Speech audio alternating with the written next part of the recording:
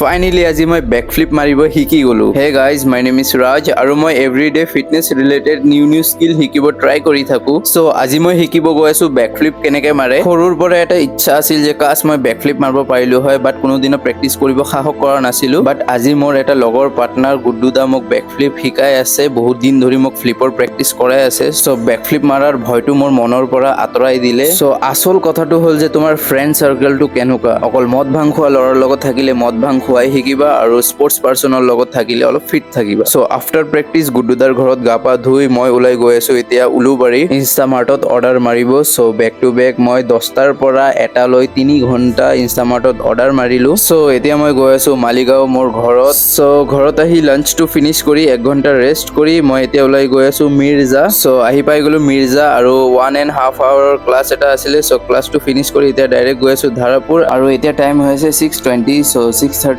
পৰা 7:30 লৈ 1 ঘণ্টাৰ ক্লাছটো ফিনিছ কৰি মই এতিয়া ওলাই গলো ঘৰলৈ।